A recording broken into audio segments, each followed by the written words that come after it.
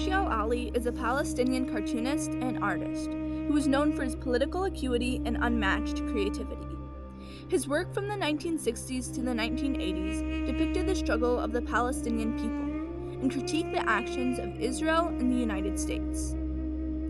Through his powerful and thought-provoking cartoons, Naji al-Ali fearlessly challenged the status quo and exposed the injustices and inequalities faced by Palestinians.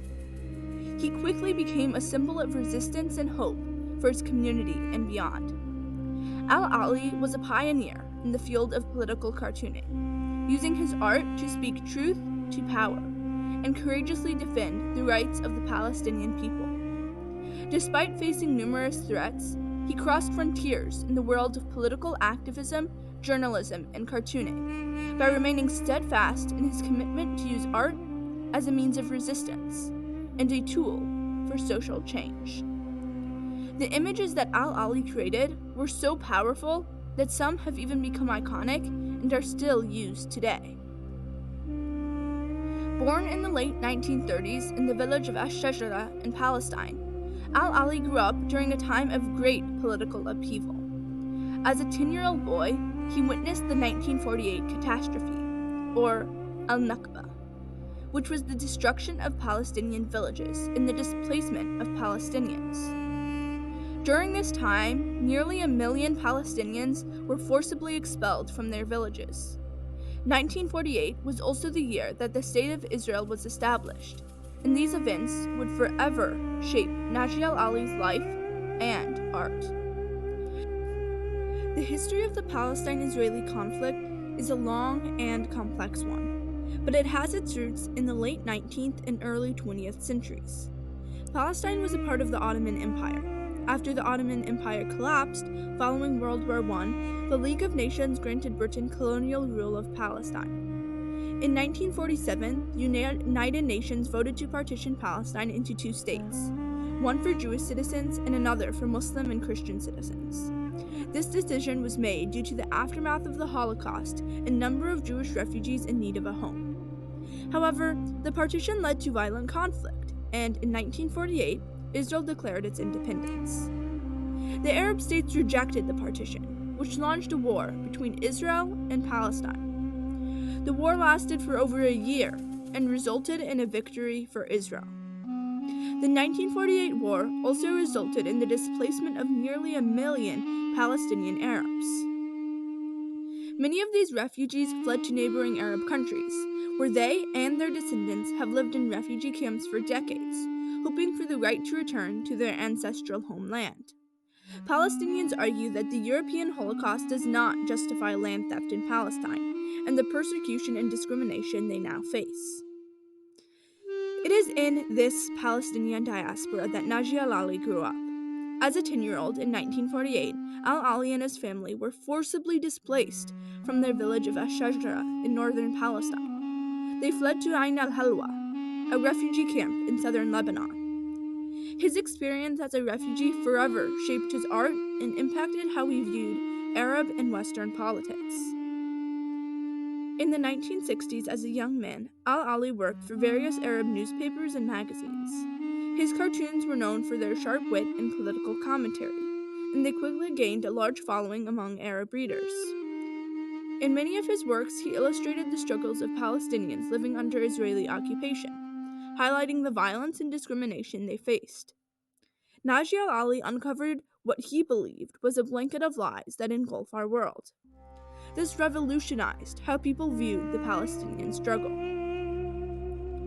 One of al-Ali's most famous creations is the character Handala, a 10-year-old who stands barefoot with his back to the viewer. He is a refugee, a boy who never ages, a symbol of innocence, and a surrogate for al-Ali himself. Handala represents al-Ali's pertinacious quest to return to his motherland.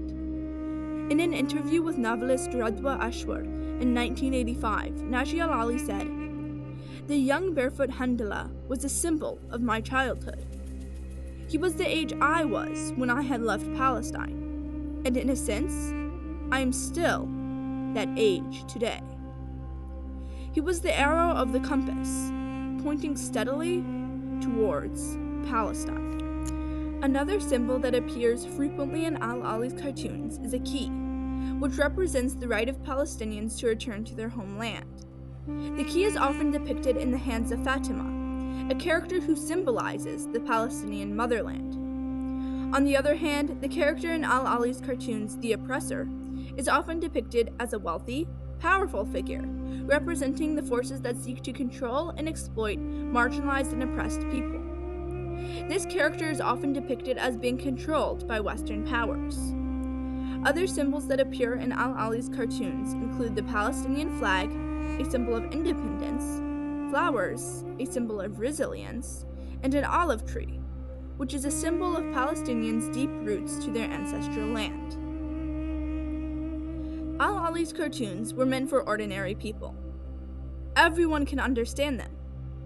And that's what's so powerful. Al-Ali was able to communicate complex and nuanced issues facing the Middle East and the world at large in simple cartoons. Al-Ali's brilliance lies in his ability to use symbols to convey his messages. Al-Ali didn't only critique Zionism or Israel's occupation of Palestine. He also harshly criticized movements like the Palestine Liberation Organization, powerful leaders like Yasser Arafat, and the influence of Western governments. Because of this, he was the target of numerous death threats from both Israeli and Palestinian groups. Despite widespread popularity among readers, his cartoons were frequently censored by Arab governments and were banned in some countries.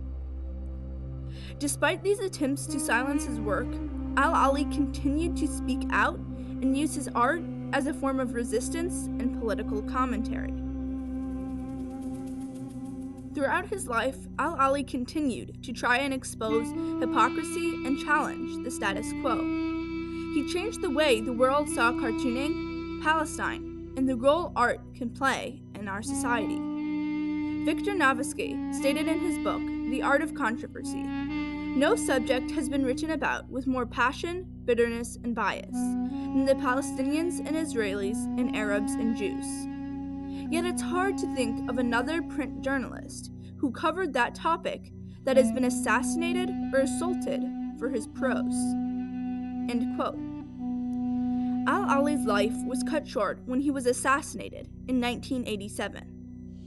He was on his way to work at the Al-Kabas news station in Knightsbridge, London, when he was shot in the back of the neck.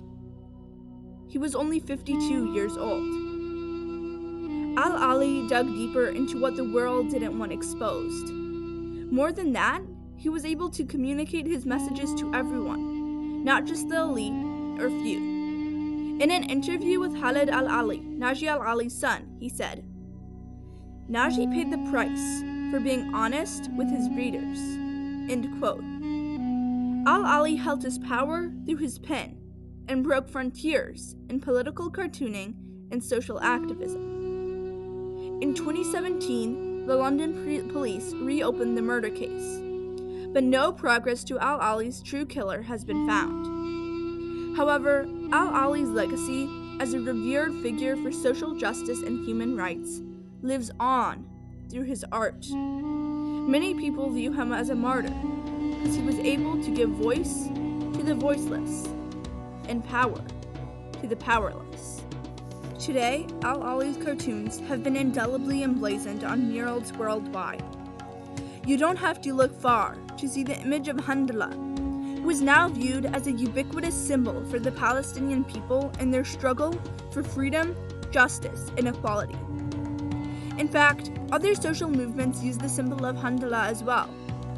Al-Ali's cartoons remain a powerful reminder of the ongoing struggle for Palestinian rights and the important role that art can play in political movements. May Naji Al-Ali rest in peace.